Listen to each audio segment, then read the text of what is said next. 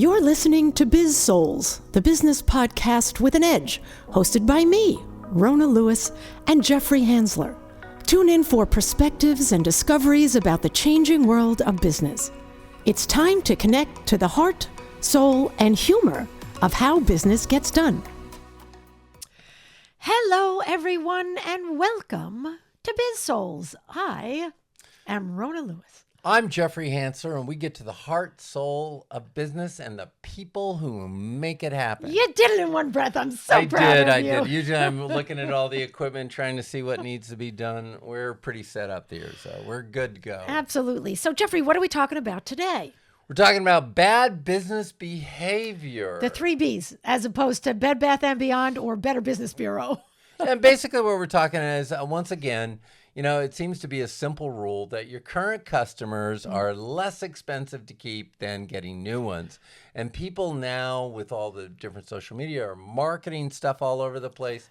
And they seem to have forgotten you should keep your good customers. Yeah, I kind of find, finish the sentence, Rona. I think we get pushed as a society into doing what, I have to catch up. They're doing this. I need to do it.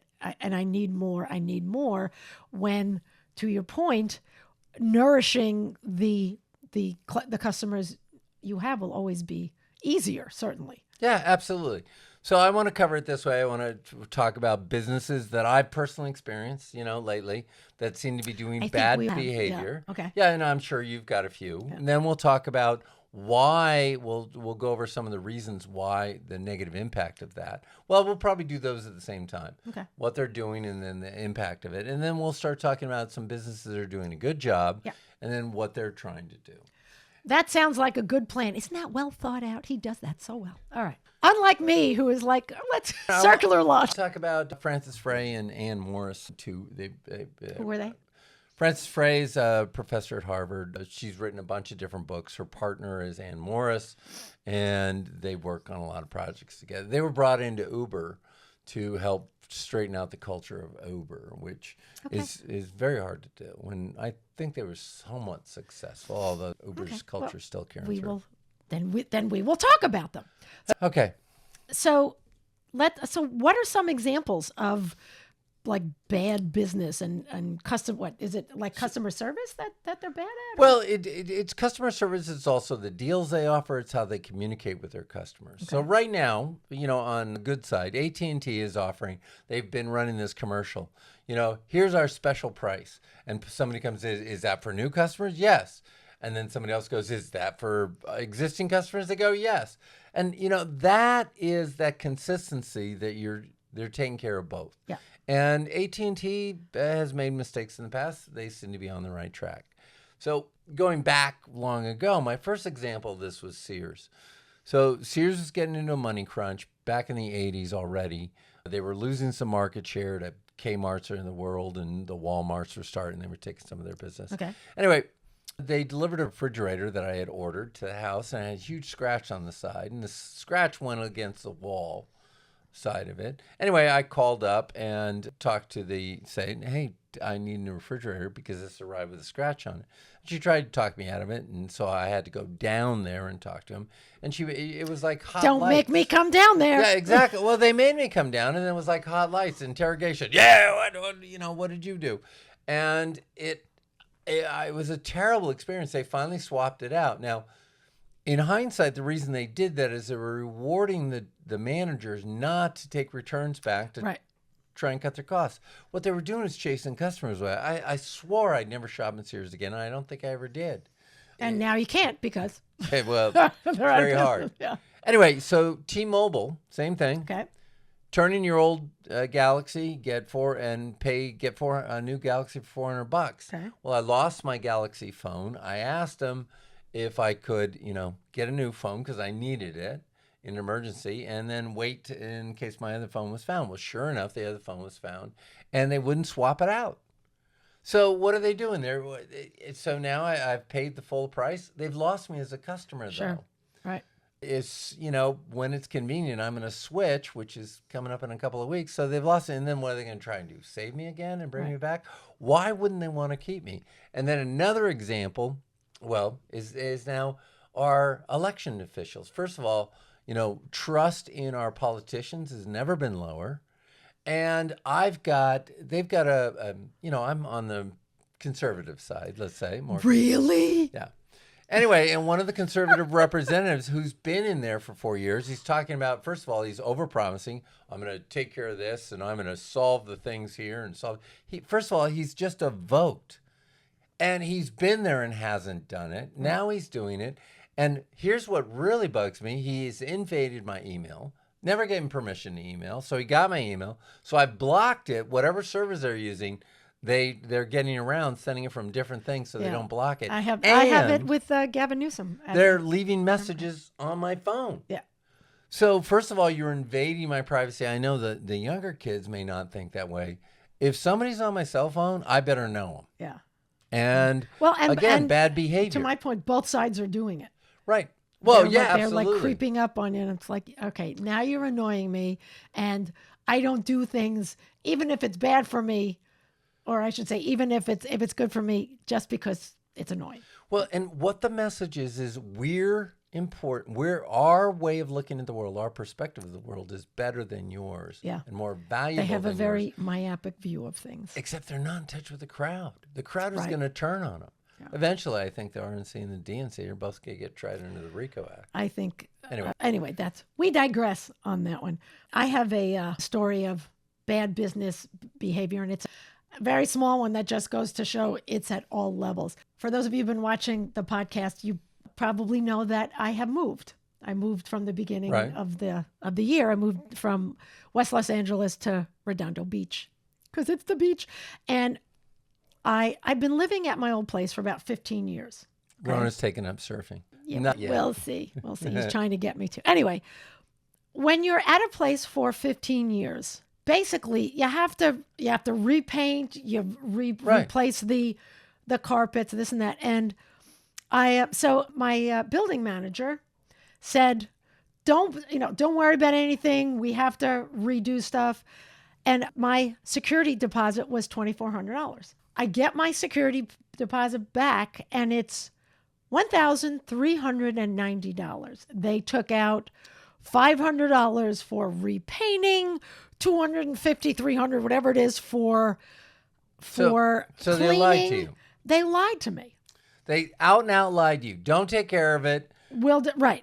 Don't worry about it. We have to put this, new floors in. It was a 2-bedroom apartment. It wouldn't have taken long to either hire somebody for a lot less money or get my friends together to repaint the place, and for me to vacuum and dust. It was empty. Well, and landlords used to do that all the time because I remember from college, and it made me want to buy a home so I wouldn't have to listen to landlords lie, cheat, and steal. Yeah. So I was mad, and I found out from some other friends who had lived in the building and moved out that this is kind of what the owner of the building does.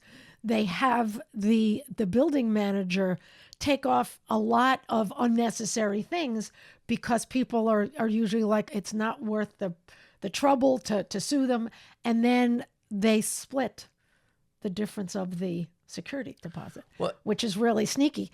And if you know me, I'm not like that. I am, if nothing, I'm all about justice, and I'm incredibly tenacious. So I am now suing the business manager. So, and I understand, and you're the person that does that. In today's world, though, even if the people don't fight the way you do, they could still put it up on Yelp. They can still put it on social media. Yeah. So this practice, they used to be able to get away with it. Yeah. And now they can't. And the same thing with businesses. I mean, it's bad. And what's really hard is it doesn't matter how good your reputation is. I've been a fan of Delta forever. And when Richard Anderson was running Delta, he made promises. We'll never take away your miles. It was a huge step. Yeah. Because I was so furious. I think American Airlines taken over 1 million miles that I'd flown over the years because they take the miles and then they take them away and then they do this. So I tried to fly, Delta, and I was able to do it successfully while Anderson was there. Well, Bastion's taken over at Bastion, and he's an accountant. And so he's looking for ways to save the airline money. So what do? They cut routes. So now and they've raised their prices. More importantly, though, he took away miles on the corporate account. He tried to take them away from the personal accounts, and there was such a backlash for it. He's broken trust. Yeah. And so it doesn't matter if you have especially if you have a good reputation, the harder you fall and the farther you fall with it. Yeah. And they just don't understand. I used to be the huge proponent for Delta, and I think I've got Delta people in my network on LinkedIn. And when I'm posting this stuff, it says these people are looking at your thing. I'm sorry, I'm giggling because my dog is snoring. Did I put him to sleep? I don't like Well, at least you didn't go to sleep. He's right. You Yes, weren't right. yawning. Yeah. Like, Roscoe can go to is sleep. that? My ego can handle You guys Roscoe may not going hear to it, but sleep. he's right down here Snoring away.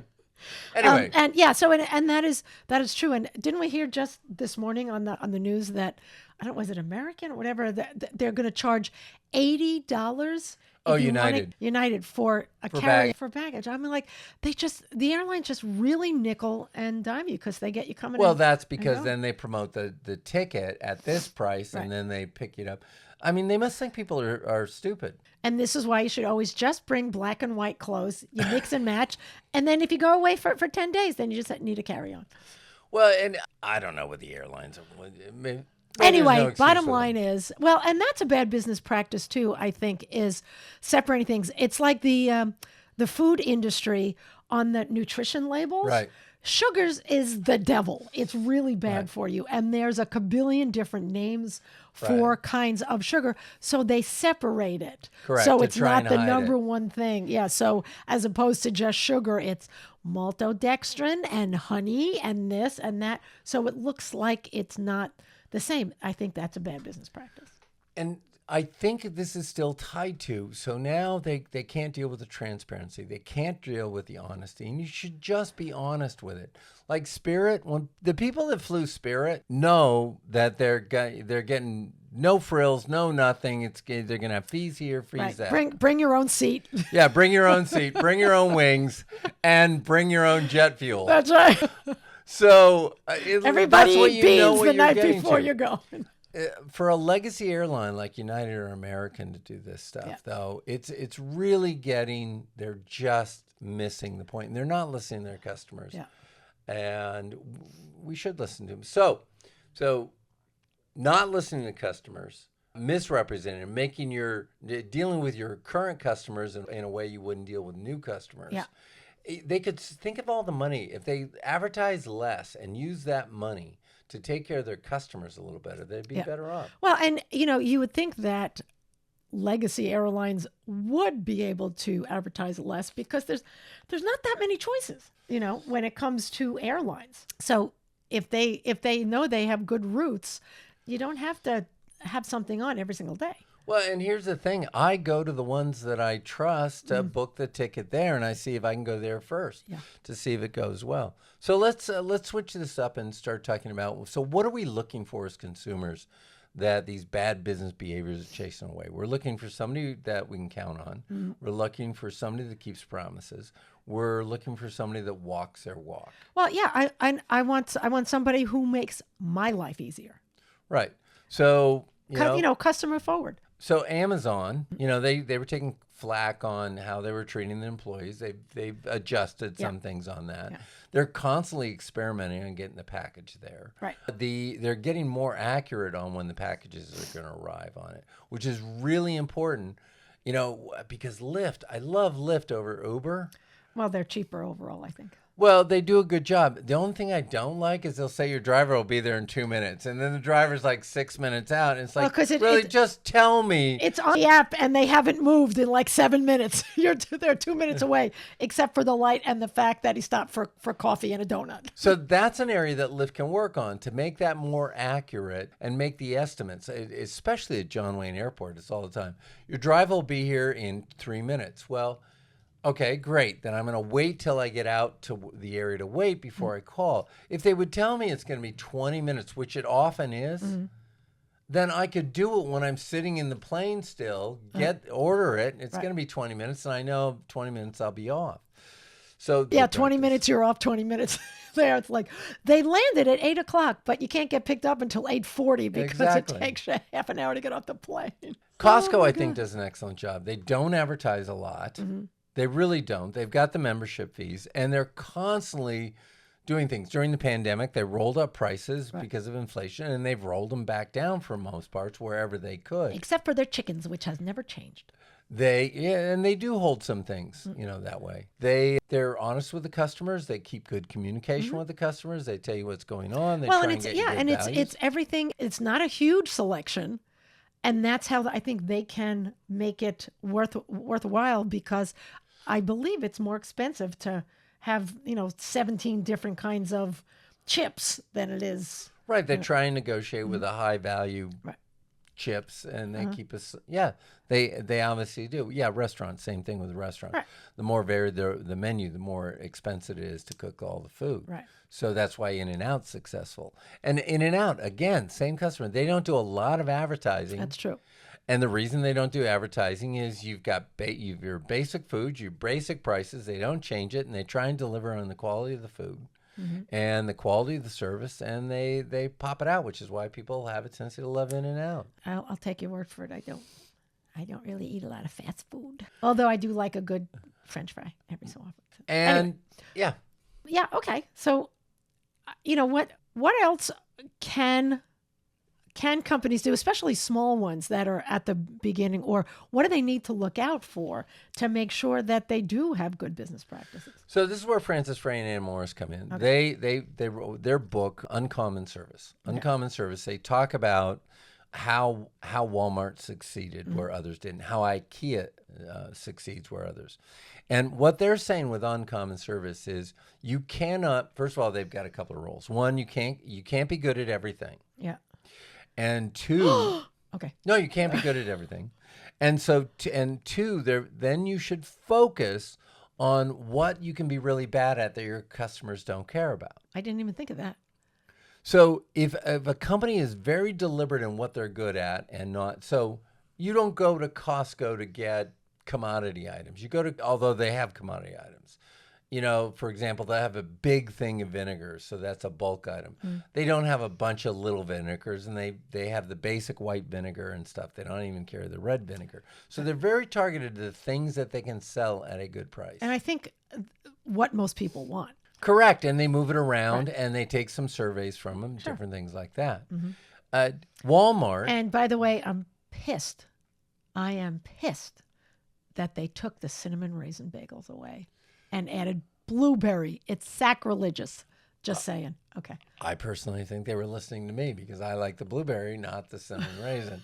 So they were obviously You're not listening to even somebody Jewish. who was better. There's obviously, I hope there's a Jewish person on the board. I'm just saying. Anyway, go ahead. My favorite is the everything Bagel. Yeah, Anyway, it's I always my digress. favorite. Sorry. Where were we? We were talking about And that Costco does marketing and questions what people want to be able to have them. Right. In the old days, Walmart wanted to offer people lower prices. So they wanted to give them some good quality food at a lower price. So what could they be bad at customers would put up with? Well, cheap shelves, bad lighting when they were using the incandescent lights, and all kinds of things. Now that they're all LEDs and they're not burning as much electricity, they have better lighting in there.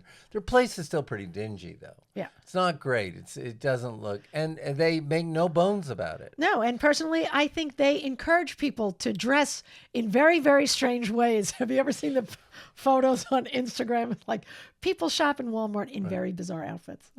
And that's okay. And for Delta Airlines, Ed, you should have not the corporate miles. You should give those back. You should call it the minute you got the pushback on the personal. You should have said, we were wrong on this, and we were wrong on the corporate miles, and we should go back to doing it right. And then he talks about value and the values of the company being important, and yet they've furloughed employees. They've got employees on unpaid leave and things like that. You have to be consistent with your values. Well, and that's, he is not one of the agile leaders. He doesn't have the vision to see what's not in his wheelhouse. And then again, see, this goes into the culture of it. So somebody that's going to listen to your to the customers this way. They're going to also work with their staff. And the session we just did on impact players, I'll bet there are a bunch of impact players at Delta Airlines. Oh, I'm sure. And I bet if they were listened to or more of their ideas were tried, that Ed wouldn't have to struggle with this stuff. Right. Well, and I bet they're not offering up as many suggestions now because he doesn't seem to take them. And, for our political leaders, as we kind of put a pin in this. That's a whole different story. Can you imagine a political leader that came out and said, hi, I'm running this ad. This is what I do wrong. I don't think people care anymore if they've had sexual exploits, something. I think what we want honesty in our political opponents. Mm-hmm. I think we want them fair dealing. Mm. I think we want them to listen and do things. And I think they want to treat the voters not like idiots. So wouldn't that be nice? So, if I send you a thing that says block your email, don't be sending me other emails. Mm-hmm. You had your chance. You blew it. I'm done with you. And all you're doing is annoying me. And don't call me on my cell phone unless you get permission from me to call. Well, I think, was it Jerry Seinfeld did a bit about getting customer calls like during the dinner hour because they figured people will be home. And he'd be like, my family's eating dinner. Give me your number. Let me call you back and nobody ever did. He's like, no, you know what? Give me your home number. Let me call you at home. Yeah, they wouldn't give him the home number. Right. So, yeah, it's basically same thing. It's like, exactly. Stop bothering me or I will start to bother you. Anyway. Well, and this one's going to hit home. Just a last one to put on for bad business behavior. Yeah. Look, on LinkedIn, if you're going to reach out to me and connect with me on LinkedIn, say, you're very interested, I was following your stuff. The minute I accept it, don't start hawking your stuff. Yes. So either one, send me an initial email that you'd like to connect so that at some point your services might be of value to me. I'll connect with you on that. Right. Or connect with me and just let it go. And then you post stuff on your thing and it'll come into my thing and we'll see it that way. Don't go. And what's even worse are the ones that they email you or they send you a message and then you don't answer. 3 days later, they say, just in case you missed my last email, I've got a gal that she sent me 6 messages and I still have not gotten back to her on because I have no intention of getting back to her. And I'm thinking, okay, she's got some bot doing this stuff and sending it. Right. And the only thing she's going to know is she's going to get cut off. Right. And I have to answer that because this is really funny. I have 2 profiles. I have Rona Lewis for my speaking stuff, and then I also have one for Playful Mind Project. And I always know when it's from just a mailing list because Dear Miss Playful Mind Project. Project. No, it's not even that. It's hi Playful. And I'm like, oh honey, you haven't taken me out to dinner yet to know if I am or not. It's like gone. If you don't read what this is, then you know that it's a Playful Mind Project is the company. I run it, and it's like it's hysterical to me. I'm like, nope, done.